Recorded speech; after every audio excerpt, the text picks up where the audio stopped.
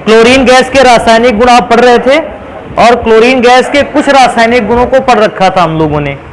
अभी आज पढ़ेंगे कि क्लोरीन गैस के आक्सीकारक गुण कौन कौन से होते हैं। अच्छा, क्लोरीन गैस का आक्सीकारक गुण का एक अर्थ है कि क्लोरीन गैस अभिक्रिया के दौरान ऑक्सीजन किसी न किसी पदार्थ के साथ जोड़ देगा। अगर क्लोरीन गैस अभिक्रिया के दौरान किसी न किसी पदार्थ के साथ ऑक्सीजन को जोड़ देता है तो हम इस घटना को कहते हैं क्लोरीन का आक्सीकारक गुण। अगर ऐसे भी ना समझ में आए तो भैया एक और विधि होती है कि अगर कोई ऐसी रासायनिक अभिक्रिया है जिसमें क्लोरीन की ऑक्सीकरण संख्या घट रही है तो क्लोरीन की ऑक्सीकरण संख्या घटने पर भी क्लोरीन ऑक्सीकारक का ही कार्य करता है। तो वैसे तो आसान दोनों ही प्रोसेस हैं, लेकिन अगर इन रासायनिक अभिक्रियाओं में पढ़ेंगे तो क्लोरीन की ऑक्सीकरण संख्या को घटता ही देखना ऑक्सीकारक की पहचान करना आसान कर देता है। तो मैं भैया अभिक्रिया लिखता हूं। देखो सबसे पहले अभिक्रिया क्या लिखी है, कहता है फेरस सल्फेट की अभिक्रिया सल्फ्यूरिक अम्ल से कराएंगे और फिर उसमें अभिक्रिया में क्लोरीन गैस को प्रोवाइड करेंगे। अच्छा, अभिक्रिया का तरीका क्या है, देखो बेटा 2H 2Cl के साथ अभिक्रिया कर लेंगे। अगर 2H और 2Cl के साथ अभिक्रिया कर लेंगे पहला पदार्थ बनकर तैयार होगा 2HCl। अच्छा, इसके बाद मैं देखता हूं तो देखो Fe तो 2 है, Fe 2 है, SO4 यहां पर 2 थे और एक SO4 यहां आ गया। तो मैं क्या देखता हूं तो Fe तो अभी भी 2 है, लेकिन SO4 जो है वो कितने हो गए हैं, 3। तो Fe2SO4 का होल थ्राइस बना हुआ है। अच्छा, अब बात करेंगे कि क्लोरीन गैस ऑक्सीकारक है, इसकी पहचान कैसे करें। तो बेटा यहां पर क्लोरीन की ऑक्सीकरण संख्या अगर देखी जाए तो क्लोरीन की ऑक्सीकरण संख्या है 0। और बेटा HCl में क्लोरीन की ऑक्सीकरण संख्या ध्यान से देखोगे तो H की होती है +1 और Cl की होती है -1। अगर हम केवल क्लोरीन की ऑक्सीकरण संख्या को ध्यान दें तो क्लोरीन की ऑक्सीकरण संख्या 0 से कितनी हो रही है, -1। अगर क्लोरीन की ऑक्सीकरण संख्या 0 से -1 हो रही है इसका मतलब क्लोरीन की ऑक्सीकरण संख्या में आ रही है कमी। और जब भी किसी पदार्थ की ऑक्सीकरण संख्या में कमी होती है वो ऑक्सीकारक का कार्य करता है। और जस्ट दूसरी दशा में अगर देखा जाए, अगर किसी पदार्थ की ऑक्सीकरण संख्या में वृद्धि हो रही है तो फिर बेटा वो कार्य करता है अपचायक का। लेकिन क्योंकि मुझे क्लोरीन का कैरेक्टर पढ़ना है तो क्लोरीन में देखेंगे कि ऑक्सीकरण संख्या 0 से घटकर -1 हो गई। क्योंकि ऑक्सीकरण संख्या 0 से घटकर -1 हो गई, क्लोरीन गैस एक प्रकार का ऑक्सीकारक का व्यवहार कर रहा है इस अभिक्रिया में। आगे पढ़ेंगे नेक्स्ट अभिक्रिया को। कहता है सल्फर डाइऑक्साइड गैस के जलीय विलयन में क्लोरीन गैस को प्रोवाइड किया जाता है। तो सल्फर डाइऑक्साइड गैस के जलीय विलयन में अगर आप क्लोरीन गैस को प्रोवाइड करते हैं, देखते हैं क्या बनता है। देखो बनने का तरीका तो ये है 2H 2Cl के साथ अभिक्रिया करेगा। अगर 2H 2Cl के साथ अभिक्रिया करेगा तो पहला पदार्थ तो बनाकर तैयार करेगा 2HCl। अच्छा, 2HCl बन जाएगा। देखो ध्यान से, यहां 4H में से तो 2H निकल गए, 2H बचे और ध्यान दोगे सल्फर बचा। अब ऑक्सीजन को देखते हैं तो ऑक्सीजन बेटा 2 तो यहां थे और 2 ऑक्सीजन यहां थे। टोटल ऑक्सीजन हो गए कितने, 4। तो सल्फ्यूरिक अम्ल बना और बना हाइड्रोक्लोरिक अम्ल या HCl या हाइड्रोजन क्लोराइड गैस। अब फिर से देखोगे, आपको पता है क्लोरीन में क्लोरीन की ऑक्सीकरण संख्या होती है 0 और HCl में क्लोरीन की ऑक्सीकरण संख्या होती है -1।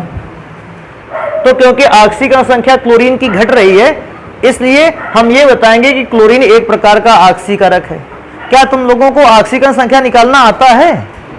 नहीं आता तो यहां एक चीज समझ लो भैया, जब भी कोई समपरमाणुक अणु मिलता है, समपरमाणुक अणु मतलब जानते हो, जैसे Cl2 क्लोरीन के ही दोनों परमाणु हैं, O2 दोनों परमाणु ऑक्सीजन के, कोई दूसरा परमाणु आया ही नहीं है। तो बेटा ऐसी दशा में पदार्थों की ऑक्सीकरण संख्या 0 मानी जाती है। जब भी ऑक्सीकरण संख्या आपने पढ़ी होगी पहला ही नियम ये लिखाया जाता है, समपरमाणुक अणुओं की ऑक्सीकरण संख्या 0 होती है। तो बेटा इन सभी पदार्थों की ऑक्सीकरण संख्या कैसी होगी, 0। तो एक तो ये नियम से क्लोरीन की ऑक्सीकरण संख्या को याद रखेंगे 0 है। क्लोरीन ही नहीं, ऑक्सीजन गैस भी देता, उसकी भी ऑक्सीजन संख्या कितनी होती है? 0। अब दूसरे पे एक और बताते हैं, कहता है हाइड्रोजन अगर धातु के साथ जुड़ गया, अगर हाइड्रोजन धातु के साथ प्लस का मतलब जुड़ गया, तो हाइड्रोजन की ऑक्सीकरण संख्या -1। लेकिन अगर हाइड्रोजन जुड़ गया किसी अधातु के साथ, तो इसकी ऑक्सीकरण संख्या हो जाती है +1। अब अगर इस बात से थोड़ा सा ध्यान दें, यहां पर आ जाओ, हाइड्रोजन किसके साथ जुड़ा है? क्लोरीन, और हमको मालूम है कि क्लोरीन अधातु है। अगर क्लोरीन अधातु है तो हाइड्रोजन की ऑक्सीकरण संख्या कितनी लेनी पड़ेगी? +1। अच्छा, अगर इसकी +1 ली है, या ऐसा सोच सकते हो H पर प्लस चार्ज आया है, तो उसको बैलेंस करने के लिए क्लोरीन कैसा चार्ज रखेगा? Minus charge. तो इसलिए क्लोरीन की ऑक्सीकरण संख्या कितनी हो जाएगी? -1। तो इस प्रकार से आप पहचान सकते हो। अभी नेक्स्ट नंबर पे चलते हैं। देखो क्या कहता है, सोडियम सल्फाइड के जलीय विलयन से क्लोरीन की क्रिया कराई जाए तो भी क्लोरीन ऑक्सीकारक का ही व्यवहार प्रदर्शित करती है। देखो अभिक्रिया करने का तरीका क्या है, देखो O को थोड़ा सा दूर लिख लेते हैं। O को दूर लिखने से अभिक्रिया को सॉल्व कर पाएंगे हम आसानी से। समझ पा रहे हो? 2H 2Cl से अभिक्रिया करेगा तो सबसे पहला पदार्थ बनाकर तैयार करेगा 2HCl। बेटा मैं देखता हूं मेरे पास बचता है Na2SO3 तो था ही भैया, एक O यहां खाली बच रहा है, तो पदार्थ जो बनेगा उसका नाम है Na2SO4। अब कहोगे फिर, तो भैया देखो क्लोरीन की फिर से ऑक्सीकरण संख्या 0 होगी, और यहां पर क्लोरीन की ऑक्सीकरण संख्या हो गई है -1। ये इस बात को प्रदर्शित करता है कि क्लोरीन इस अभिक्रिया में ऑक्सीकारक का कार्य करता है। तो ऑक्सीकारक गुण में से इतने गुण लिख के दिखाओगे। वैसे तो ऑक्सीकारक गुण हैं बहुत सारे, लेकिन आपसे ऐसा पूछ लेता है कि क्लोरीन के 2 प्रमुख ऑक्सीकारक गुण लिखिए। तो जब 2 प्रमुख की बात करेगा तो आपके पास 3 है, आप 2 लिख के कम से कम आ जाओगे। अगले नंबर पे देखो एक और अभिक्रिया लिखते हैं। देखो यहां नेक्स्ट रासायनिक अभिक्रिया है, या अगला रासायनिक गुण है, लिखा है अधातु से क्रिया।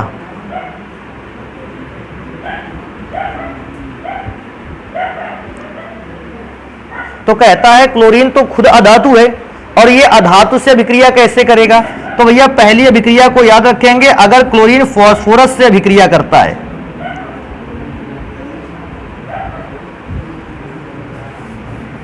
वैसे तो फास्फोरस को अगर P भी लिख लेते तो अभिक्रिया वहां पर भी ठीक थी, लेकिन फास्फोरस के मैंने पूरे मॉलिक्यूलर फॉर्मूले को लिख रखा है P4। अच्छा, अब यहीं से देखने वाली बात एक और थी, अगर हमसे पूछ ले कि क्लोरीन फास्फोरस की ऑक्सीकरण संख्या कितनी है, तो बेटा फिर से वही नियम लग जाएगा कि सम परमाणु अणुओं की ऑक्सीकरण संख्या 0 होती है, क्योंकि इसमें फास्फोरस के अलावा तो कोई है ही नहीं। फिलहाल फास्फोरस की अभिक्रिया होती है क्लोरीन से, तो फास्फोरस की अभिक्रिया क्लोरीन से होती है, तो बेटा एक पदार्थ बनकर तैयार होता है PCl3। अच्छा, अभिक्रिया को बैलेंस करने जाओगे तो 12 क्लोरीन और 4 फास्फोरस, अगर 4 को कॉमन कर लोगे तो 4 PCl3 बनेगा। जानते हो इसका नाम क्या है? इसका नाम है फास्फोरस ट्राइक्लोराइड।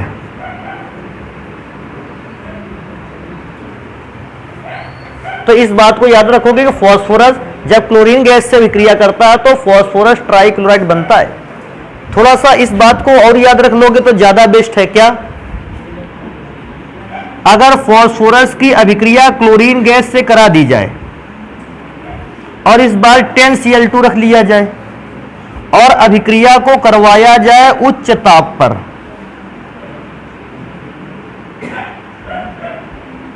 अर्थात अभिक्रिया के टेम्परेचर को हाई कर दिया जाए, तो जानते हो अभिक्रिया के टेम्परेचर को हाई करने से होता क्या है भैया? इस बार P4 10Cl2 से रिएक्शन कर लेता है और बना लेता है 4PCl5। जानते हो इसका नाम क्या है? Phosphorus pentachloride. तो मैंने फास्फोरस ट्राइक्लोराइड लिख रखा था और आप लोग इसका नाम लिख डालोगे कि फास्फोरस पेंटाक्लोराइड। एक अभिक्रिया को और याद रखोगे अधातु में से। इस पदार्थ को जानते ही होगे S8 क्या है? सल्फर। और सल्फर का तो सूत्र भी यार तुमने बनाया था, W के आकार का था।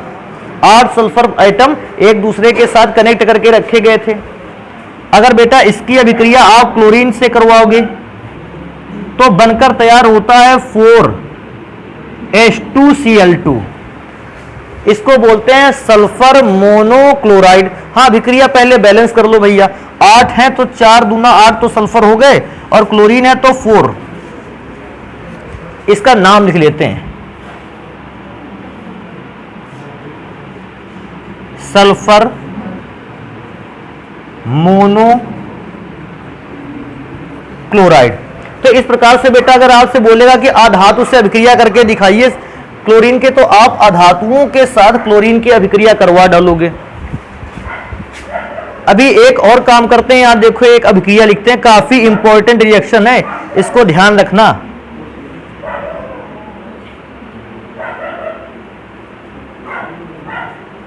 बुझे चूने से क्रिया।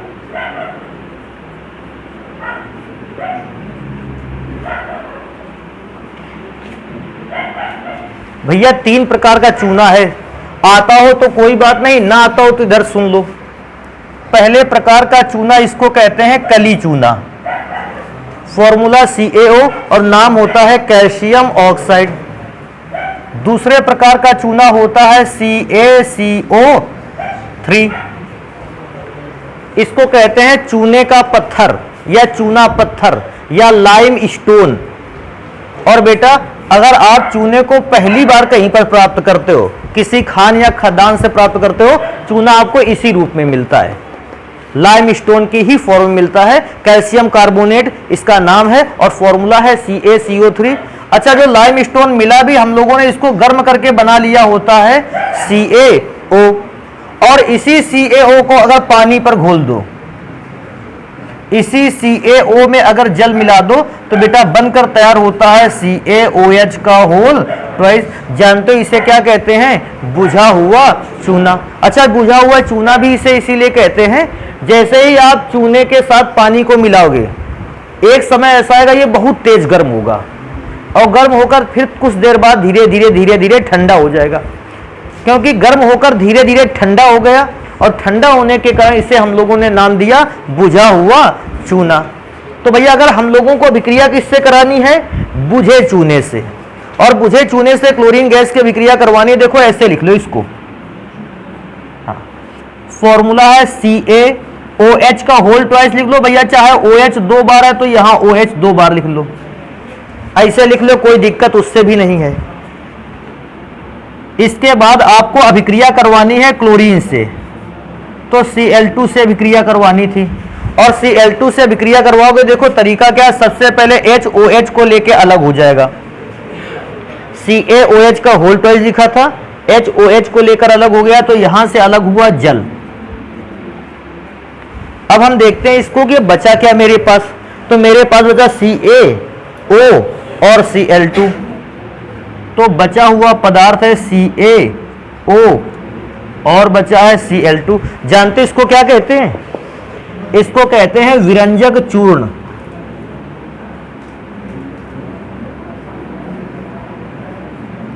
या बेटा इसका एक और नाम है ब्लीचिंग पाउडर भी इसी को कहते हैं। तो अगर कभी विरंजक चूर्ण या ब्लीचिंग पाउडर के नाम भी पूछेगा या पूछेगा फॉर्मूला क्या होता है, तो विरंजक चूर्ण और ब्लीचिंग पाउडर के विषय में बता दोगे। अगले नंबर पर आ जाते हैं, इसको हटा दें तो चूना कितने प्रकार का है जान गए ना, चूना पत्थर, और चूना पत्थर को उच्च ताप पर गर्म करके हम बदलते हैं कली चूने में, और कली चूने को पानी में घोलकर बनाते हैं बुझा हुआ चूना। तो ये जो पान वगैरह के साथ खाते हो ना, ये बुझा हुआ चूना है। अभी अगले नंबर पर आ जाते हैं, हाइड्रोजन तथा उसके यौगिकों से क्रिया।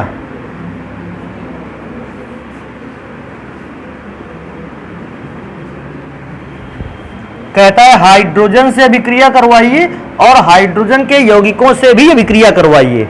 अरे भैया करवाते हैं, देखो पहली बार हाइड्रोजन से अभिक्रिया होगी क्लोरीन की, अगर हाइड्रोजन की क्लोरीन से अभिक्रिया होगी, अभिक्रिया बिल्कुल आसान है, 2 हाइड्रोजन 2 क्लोरीन में से आपने 2 कॉमन कर लिया, अंदर बचा HCl। जानते हो ये कौन सा पदार्थ है? Hydrogen chloride. इसको हाइड्रोक्लोरिक अम्ल मत बोलना। हाइड्रोजन गैस और क्लोरीन गैस की अभिक्रिया से बनता है HCl नाम की गैस, और इस गैस को कहते हैं हाइड्रोजन क्लोराइड। Hydrogen chloride. हाँ, ये हाइड्रोजन क्लोराइड गैस जब पानी पर घोली जाएगी तो बनकर तैयार होगा हाइड्रोक्लोरिक अम्ल। अच्छा, एक उसने लिखा था कि हाइड्रोजन से तो अभिक्रिया करवाइए ही और उसके यौगिक से अभिक्रिया करवाइए, अर्थात हाइड्रोजन का अगर कोई यौगिक आपके पास है तो उससे भी अभिक्रिया करवानी है। तो हाइड्रोजन का एक यौगिक है मेरे पास H2S, इसकी अभिक्रिया क्लोरीन से करवानी है। वैसे अगर ध्यान से देखोगे तो अभिक्रिया का आधा भाग तो खुद समझ में आ रहा है। तुमने एक चीज देखा अभी तक की अभिक्रियाओं में, अगर क्लोरीन को कहीं भी धोखे से भी हाइड्रोजन मिल जाता था, एक ही अभिक्रिया को छोड़कर, अगर क्लोरीन को कहीं भी हाइड्रोजन मिल गया है, क्लोरीन ने हाइड्रोजन से अभिक्रिया कर ली है और बनाया है HCl। भैया यहां भी देख लेते हैं, हाँ क्लोरीन ने हाइड्रोजन से अभिक्रिया करके बना लेगा HCl, तो बनकर तैयार होगा 2HCl, और मैं क्या कहता हूं, अलग हो जाएगा सल्फर। या तो आप इसको सल्फर बोल दें, या भैया इसका एक और नाम है गंधक। कभी कभी ऐसा भी होता है, हाइड्रोजन सल्फाइड से गंधक को कैसे प्राप्त करेंगे, ऐसा आपसे अभिक्रिया लिखने के लिए देता है। तो अगर आपसे कह देता है हाइड्रोजन सल्फाइड से गंधक को कैसे प्राप्त करेंगे, तो हाइड्रोजन सल्फाइड पर क्लोरीन गैस की अभिक्रिया से हम गंधक को प्राप्त कर सकते हैं। तो इस प्रकार से यह रासायनिक अभिक्रिया हो गई। अच्छा, एक और बात को याद रखना बहुत अच्छे ढंग से, ये जो अभिक्रिया अब हम इधर लिखाएंगे, इन अभिक्रियाओं को जो पहले लिखी इनको तो तैयार ही रखना है, और हर एक रासायनिक अभिक्रिया से अलग जो अब मैं अभिक्रिया लिखाऊंगा उसको तैयार करके रखना है। देखो यहां पे लिखते हैं उस अभिक्रिया को, क्या कहता है, हमको एक अभिक्रिया लिख के दिखाओ, असमानुपातन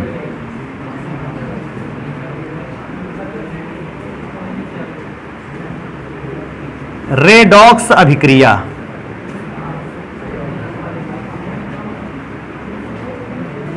पहले तो हम इस बात को पहचानेंगे, असमानुपातन छोड़ देते हैं, असमानुपातन तो हमें आ ही जाएगा लास्ट तक, लेकिन हम इस बात को पता करेंगे कि रेडॉक्स अभिक्रिया क्या होती है। तो भैया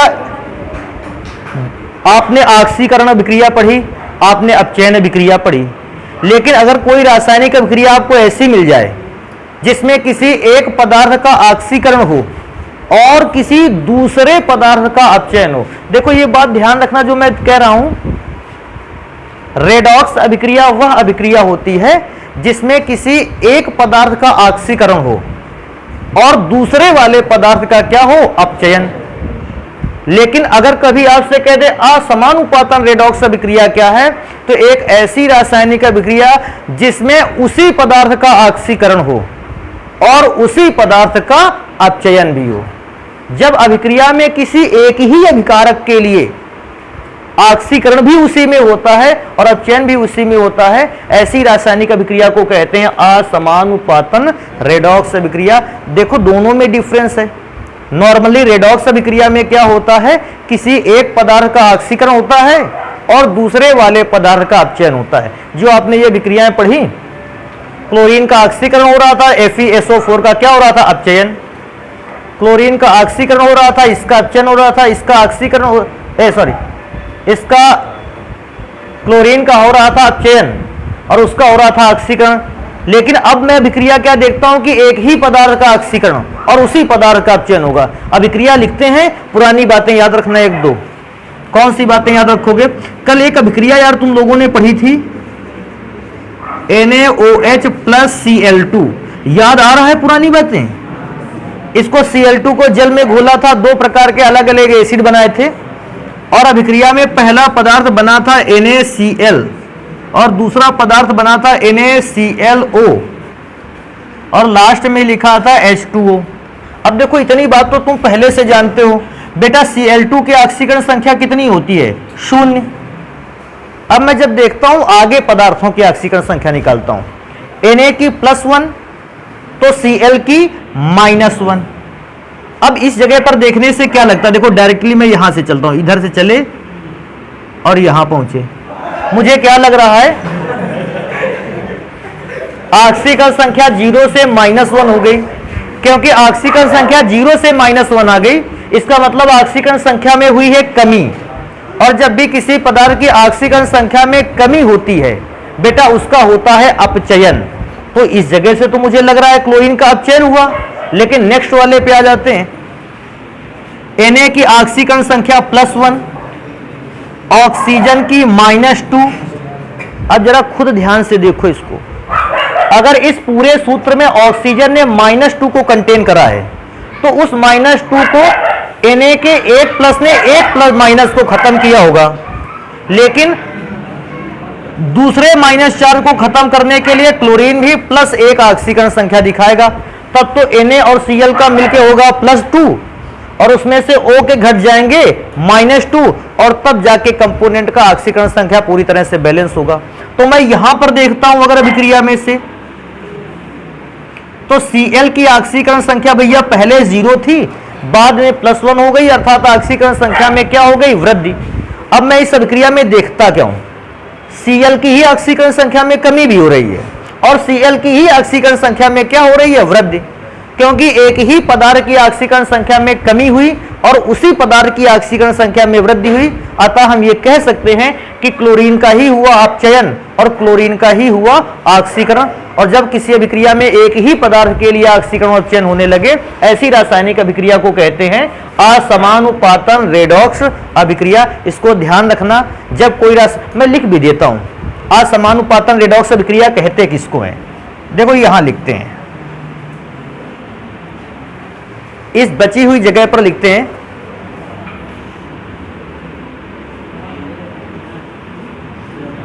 जब किसी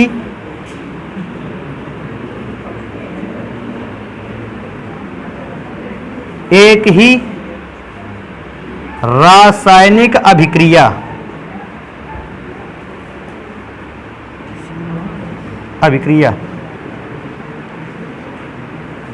में एक ही पदार्थ का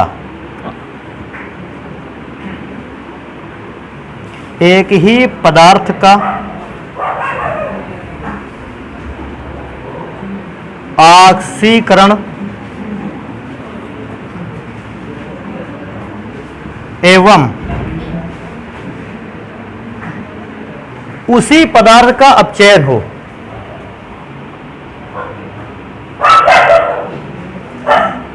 उसी पदार्थ का अपचयन हो, तो ऐसी अभिक्रिया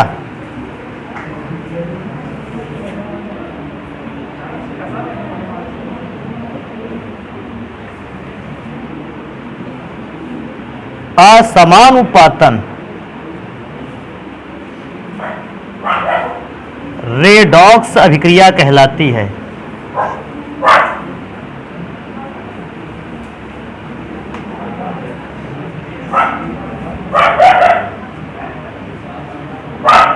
असमानुपातन रेडॉक्स अभिक्रिया कहलाती है।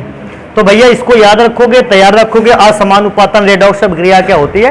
हो सकता है ऐसा भी कि ये क्वेश्चन क्लोरीन में ना आए, बल्कि अलग से क्वेश्चन आ जाए कि असमानुपातन रेडॉक्स अभिक्रिया क्या होती है, उदाहरण द्वारा समझाइए। तो ये जरूरी थोड़ी कि क्लोरीन पर ही ये बेस्ड क्वेश्चन पूछेगा।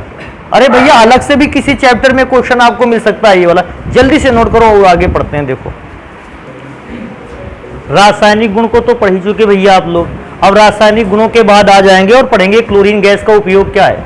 वैसे तो बहुत सारे उपयोग हैं क्लोरीन गैस के, लेकिन क्या है कि मैंने केवल क्लोरीन गैस के तमाम उपयोगों में से मात्र कुछ ही उपयोग लिखे हैं। जैसे पहला है, कहता है विरंजक चूर्ण के निर्माण में। विरंजक चूर्ण को ब्लीचिंग पाउडर भी कहते हैं, और ब्लीचिंग पाउडर को अगर आप ध्यान से समझोगे कहाँ है, तो पुराने समय में गांवों में खुली नालियों पर ब्लीचिंग पाउडर का छिड़काव किया जाता था। और जो अभी पानी वाली टंकी वाला पानी नहीं आता है आप लोगों के यहाँ, तो उसमें भी समय समय पर ब्लीचिंग पाउडर को डाला जाता है। ब्लीचिंग पाउडर करता क्या है कि जल में उपस्थित बैक्टीरिया को समाप्त कर देता है। जानते हो क्यों? क्योंकि उसमें क्लोरीन है। तो विरंजक चूर्ण का प्रयोग बनाने में। दूसरा कहता है HCl के निर्माण में। हम लोगों ने पढ़ा भी हाइड्रोजन गैस की अभिक्रिया और जब क्लोरीन से हुई तो HCl का निर्माण हुआ। हालांकि HCl का निर्माण तो बहुत जगहों पर हुआ था, लेकिन हम लोग मुख्य अभिक्रिया को लेकर के चलेंगे कि हाइड्रोजन और क्लोरीन की अभिक्रिया से HCl बनता है। अगला नंबर लिखा है जल को कीटाणु रहित बनाने में। पीने वाले पानी में क्लोरीन की कुछ मात्रा को मिला दिया जाता है और कुछ मात्रा को मिला देने से उसमें जो हानिकारक या हार्मफुल बैक्टीरिया होते हैं वो समाप्त हो जाते हैं और जल हमारे पीने योग्य हो जाता है। तो RO से मिलने वाला पानी जो होता है वो क्लोरीन युक्त होता है और क्लोरीन के कारण ही उसमें हार्मफुल बैक्टीरिया जो है वो मर जाते हैं। तो इसको याद रखना। जैसे कुछ लोगों का ऐसा मानना है, कहते हैं RO जो है वो जल को शुद्ध कर देता है। तो भैया कोई भी इस दुनिया में जितने भी RO बने हैं, रिवर्सिबल ऑस्मोटिक मशीनें जितनी भी बनी हैं, ये सारी मशीनों पर जल को शुद्ध करने की कोई भी तकनीक नहीं है। ये केवल और केवल जल को पीने योग्य बना सकती हैं। शुद्ध जल को तो पीना भी हानिकारक हो सकता है। जानते हो पानी के साथ कुछ साल्ट भी मिले होते हैं। मैं कुछ के नाम बता देता हूं, बहुत के नाम तो नहीं बताऊंगा। 6 साल्ट होते हैं वैसे। कैल्शियम बाइकार्बोनेट, मैग्नीशियम बाइकार्बोनेट, 6 के नाम बता देते हैं। Calcium sulphate, magnesium sulphate, calcium chloride और मैग्नीशियम क्लोराइड। ये 6 प्रकार के साल्ट बने होते हैं जो मेनली कैल्शियम और मैग्नीशियम से बने होते हैं। जब हम जल को पीते हैं ये साल्ट हमारी बॉडी पर जाते हैं और साल्ट हमारी बॉडी पर पहुंचकर कैल्शियम और मैग्नीशियम की कमी को समाप्त करते हैं, दूर करते हैं। तो घरेलू जल में कैल्शियम और मैग्नीशियम के साल्ट होने तो बिल्कुल जरूरी है पीने वाले जल में, ताकि बॉडी में जाए और बॉडी को एनर्जी दें। अब सोचो कोई मशीन ऐसी बन गई, रिवर्सिबल ऑस्मोटिक मशीन ऐसी बन गई जिसने जल को पूर्ण रूप से शुद्ध कर दिया। तो शुद्ध करने का मतलब अब जल में तो कैल्शियम और मैग्नीशियम के साल्ट भी नहीं बचे। तो जब ये साल्ट नहीं बचेंगे तो जब हम इसको पिएंगे तो हमको एनर्जी नहीं मिल पाएगी। तो जितनी भी इस प्रकार की मशीनें बनती हैं वो पानी को पीने योग्य बनाती हैं, शुद्ध नहीं करती हैं। जल को शुद्ध करता है फिटकरी। अगर फिटकरी के टुकड़े को पानी के में बांधकर लटका दिया जाए तो फिर जो है वो जल को शुद्ध कर सकता है, लेकिन वो जल पीने योग्य नहीं है। शुद्ध जल तो पीने योग्य नहीं, इसको ध्यान से दिमाग में भर के रखना। कल एडवर्टाइजमेंट आ जाएगा कभी टीवी पे, कहोगे अरे नहीं ये जल को शुद्ध कर रहा है, जल को शुद्ध नहीं करेगा। हाँ, वो हानिकारक कंपोनेंट जो हैं उनको कम कर देगा और लाभदायक कंपोनेंट को बढ़ा देगा। जैसे अगर किसी क्षेत्र के पानी में क्लोरीन की मात्रा अपेक्षा से अधिक है तो फिर RO का जो मशीन होगा वो पानी से को फिल्टर करते समय क्लोरीन की मात्रा को कम करेगा। और बाई चांस किसी क्षेत्र में क्लोरीन की मात्रा पानी में बहुत कम है तो RO की मशीन उस क्लोरीन की मात्रा को क्या कर देगा, बढ़ाएगा।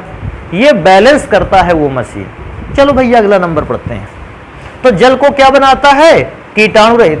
और क्योंकि ब्लीचिंग पाउडर में भी क्लोरीन था, यही रीजन है कि पानी में समय समय पर टंकी वाले जल में हम लोग ब्लीचिंग पाउडर को मिलाते हैं कि जो ब्लीचिंग पाउडर में क्लोरीन है वो ब्लीचिंग पाउडर का क्लोरीन जैसे ही जल के संपर्क में आए वो जल के बैक्टीरिया को समाप्त कर दे। नेक्स्ट नंबर पे आ जाते हैं, कहता है ऑक्सीकारक के रूप में। अरे तो 3-4 अभिक्रियाएं पढ़ी हैं हम लोगों ने जिसमें क्लोरीन ऑक्सीकारक का कार्य कर रहा था। अगला नंबर कहता है कागज और कपास के विरंजन में। विरंजन का मतलब जानते हो क्या होता है? विरंजन का मतलब होता है रंग उड़ाने का गुण। अगर कोई किसी पदार्थ में ऐसा गुण है कि वो वस्तुओं के रंग को उड़ा सकता है तो हम कहेंगे इस पदार्थ में या तो विरंजन का गुण है, ऐसा बोल दो, या कह दो कि ये पदार्थ विरंजक है। विरंजक का मतलब ही होता है रंग को उड़ाने का गुण। हालांकि विरंजक चूर्ण में भी रंग को उड़ाने का गुण होता है। अगले नंबर पर आ जाते हैं, कहता है रंजक औषधि बनाने में। रंजक जानते हो किसको कहते हैं? विरंजक का मतलब होता है रंग को समाप्त करना, तो रंजक का मतलब होता है कलर को बनाना। तो इससे एक तो सबसे पहले क्लोरीन से कलर भी बनते हैं। वैसे कुछ लोग बोलते हैं डाई, लेकिन डाई भी दो प्रकार की होती है। रंजक को कहीं कहीं डाई लिखा गया है, लेकिन डाई दो प्रकार की होती है। कहोगे डाई कितने प्रकार की होती है? दो कैसे कह दिया? तो भैया एक डाई का अर्थ होता है सांचा। तो कोई भी व्यक्ति सांचे को मत समझ लीजिए, सांचा नहीं होता किसी चीज का, उसको भी डाई कहते हैं। मूर्तियों के बनाने का सांचा होता है, वो भी डाई है। नोटों को छापने का भी सांचा होता है, उसको भी डाई कहते हैं। और सिक्के के छापने के सांचे को भी डाई कहते हैं। लेकिन क्लोरीन के द्वारा वो चीज नहीं बनाई जाती, सांचा नहीं बनता। दूसरा डाई का मतलब होता है कलर, जो बालों में लगा लेते हो, नहीं तो ये कलर बनाता है, सांचे नहीं बनाता, ये वो वाला डाई है रंजक। अगले नंबर पर आ जाते हैं औषधि। तो बहुत सारी औषधियां भी इससे बनाई जाती है। अब हम एक एक दवा का नाम थोड़ी बताते घूमेंगे तुमको। कहता है स्वर्ण धातु को और प्लेटिनम धातु को शुद्ध करना हो तो भी क्लोरीन गैस का उपयोग होता है। वैसे तो चांदी को भी शुद्ध करने में होता है। सबसे पहले चांदी को अगर आपको शुद्ध रूप में प्राप्त करना होगा तो हम सबसे पहले सिल्वर के क्लोराइड सॉल्यूशन को प्राप्त करते हैं, और फिर सिल्वर के क्लोराइड सॉल्यूशन का कराते हैं विद्युत अपघटन। तो सिल्वर के क्लोराइड सब्सटेंस अगर मिलेगा सॉल्यूशन तो उसका विद्युत अपघटन कराने से शुद्ध सिल्वर मिलता है। तो सोना को भी शुद्ध कराते हैं, प्लेटिनम को भी शुद्ध कराते हैं। याद रखना चाहना तो ये भी लिख लेना कि चांदी को भी शुद्ध कराते हैं। और एक रासायनिक गुण को अभी लिखते हैं हम लोगों से। देखो क्वेश्चन आ जाता है कभी कभी, कहता है क्लोरीन गैस एक विरंजक है, अर्थात वस्तुओं के रंग को क्या कर देती है? उड़ा देती है। कहता है इसे समीकरण द्वारा समझाओ। तो भैया इसको लिखते हैं। देखो देखो हमारे पास क्वेश्चन कैसा आता है,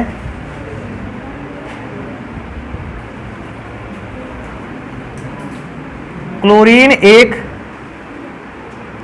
विरंजक है,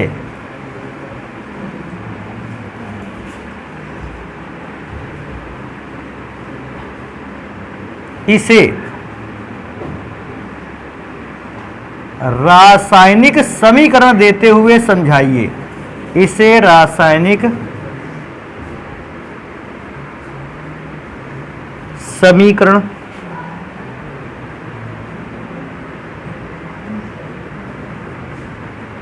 देते हुए, और यही मैं लिखे देता हूं।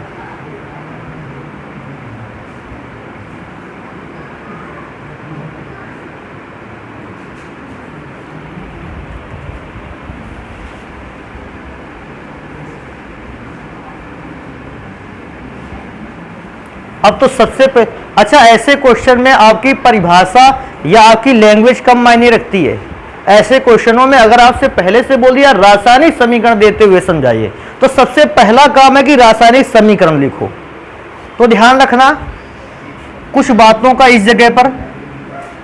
क्लोरीन गैस किसी भी वस्तु का रंग डायरेक्ट नहीं उड़ा सकती है। क्लोरीन गैस तभी वस्तुओं का रंग उड़ा सकती है जब आप क्लोरीन गैस को काहे में मिला देते हो? जल में। अच्छा, क्या किसी को अंदाजा लगता है कि क्या बनकर तैयार होना चाहिए? H फिर दिख रहा है और फिर से Cl दिख रहा है, तो एक पदार्थ तो पहले से बनकर तैयार हो जाना चाहिए HCl, और इसके बाद मेरे पास बच रहा है नवजात ऑक्सीजन। तो भैया इसका नाम मैं लिखे देता हूं, यह है नवजात ऑक्सीजन। तो ये जो नवजात ऑक्सीजन है, अगर बेटा ये नवजात ऑक्सीजन किसी भी रंगीन पदार्थ के कांटेक्ट पे आ गया, कलर्ड सब्सटेंस के कांटेक्ट पे आ गया, तो नवजात ऑक्सीजन रंगीन पदार्थ को बदल देता है रंगहीन पदार्थ में। इस बात को ध्यान रखो अपना। लेकिन यह भी बात याद रखो साथ में कि क्लोरीन गैस शुष्क अवस्था में, शुष्क का मतलब जानते हो ना, नमी के ना पाए जाने पर किसी भी वस्तु का विरंजन नहीं कर सकती है, किसी भी वस्तु के कलर को नहीं उड़ा सकती है। क्लोरीन गैस केवल तभी किसी वस्तु के रंग को उड़ा सकती है जब क्लोरीन गैस नमी के कांटेक्ट में आए, क्लोरीन गैस जल के संपर्क में आए। क्योंकि क्लोरीन गैस जब जल के संपर्क में आएगी तभी नवजात ऑक्सीजन बनेगा, और यही नवजात ऑक्सीजन रंग को क्या करेगी? उड़ाएगी। तो हम इसको देखो लिखते भी कैसे हैं। पहली लाइन पर तो देखो ये बात बताएंगे कि क्लोरीन गैस जल में घुलकर नवजात ऑक्सीजन का निर्माण करती है, और यह नवजात ऑक्सीजन वस्तुओं के रंग को उड़ा देता है।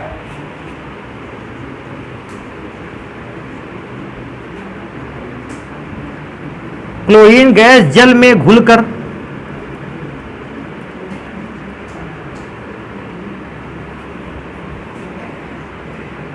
नवजात ऑक्सीजन का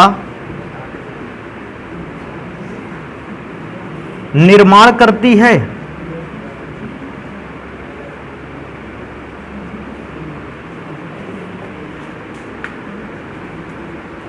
जो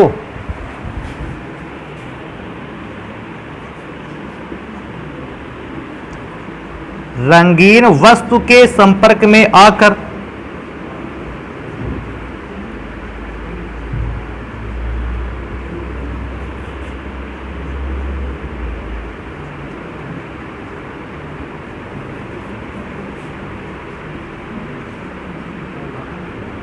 वस्तु के रंग को हल्का कर देती है, फीका कर देती है या उड़ा देती है। वस्तु के रंग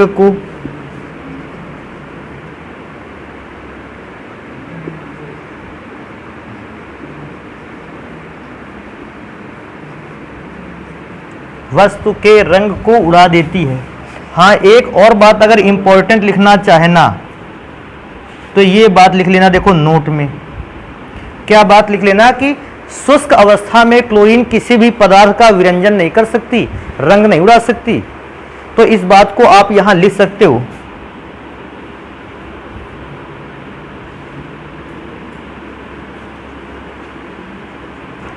शुष्क अवस्था में क्लोरीन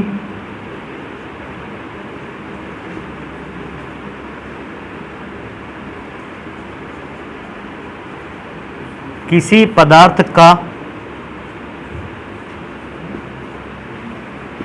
विरंजन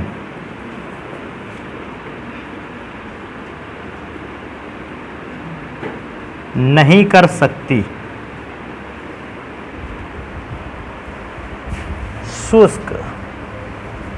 शुष्क अवस्था में क्लोरीन किसी पदार्थ का विरंजन नहीं कर सकती है। विरंजन के लिए इसे नमी पर डालना पड़ता है या पानी के साथ घुलना पड़ता है।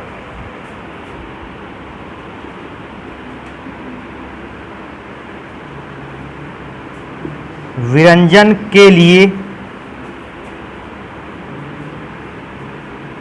ऐसा लिख देते हैं, देखो नम Cl2 की आवश्यकता होती है। नम Cl2 का मतलब जल युक्त क्लोरीन की आवश्यकता होती है।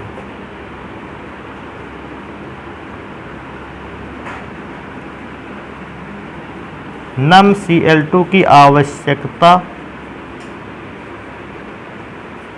होती है। तो इसको समझ लिया ना इसको बेटा। अभी ऐसा भी क्वेश्चन देखो, ये अगर देखा जाए तो ये तो एक क्वेश्चन लिखा ही है, ये जो नोट में लिखा है ये खुद में अपने आप में एक क्वेश्चन का आंसर है। कहता है कि क्लोरीन किस प्रावस्था में, किस अवस्था में पदार्थों का विरंजन करती है। तो आप बताओगे क्लोरीन शुष्क अवस्था में किसी भी पदार्थ का विरंजन नहीं कर सकती, अर्थात किसी भी पदार्थ के रंग को उड़ाने में सक्षम नहीं है। क्लोरीन गैस केवल तभी किसी पदार्थ के रंग को उड़ाती है जब क्लोरीन गैस को कैसा रखा जाता है, नम। और यह भी हो सकता है कि आप नमी युक्त लिख सकते हो, जल के संपर्क में लिख सकते हो। ऐसी तमाम बातें हैं जिसको आप इस प्रकार से बता सकते हो। तो अभिक्रिया को याद रखना। अगर तैयार रखना चाहते हो तो एक बात और सुन लो, अपना इंफॉर्मेशन बढ़ जाएगा भैया। अगर कोई भी पदार्थ नवजात ऑक्सीजन बनाकर वस्तु के रंग को उड़ाता है तो वस्तु का रंग परमानेंट गायब हो जाता है, अर्थात एक बार वस्तु का रंग उड़ गया, वस्तु दोबारा अपना रंग कभी प्राप्त नहीं कर पाएगी। लेकिन अगर कोई वस्तु ऐसी है आपके पास, कैसी है कि वो नवजात हाइड्रोजन से रंग उड़ाती है, तो फिर नवजात हाइड्रोजन के द्वारा उड़ाया गया रंग वस्तु दोबारा से प्राप्त कर सकती है। तो इसको अगर थोड़ा सा दिमाग में रहेगा तो अपना तैयार कर लोगे। कभी कभी लोग पूछ लेते हैं कि नवजात ऑक्सीजन और नवजात हाइड्रोजन के द्वारा उड़ाए गए रंगों में क्या अंतर होता है। तो भैया बताता है कि नवजात ऑक्सीजन द्वारा उड़ाया गया रंग स्थायी होता है, अर्थात कभी प्राप्त नहीं करती वस्तु, और नवजात हाइड्रोजन से जो रंग उड़ाया जाता है वस्तु दोबारा पुनः प्राप्त कर लेती है। इसको नोट करेंगे और बाकी की जो भी पढ़ाई रह जाती है उसे करेंगे फिर अगली क्लास पे।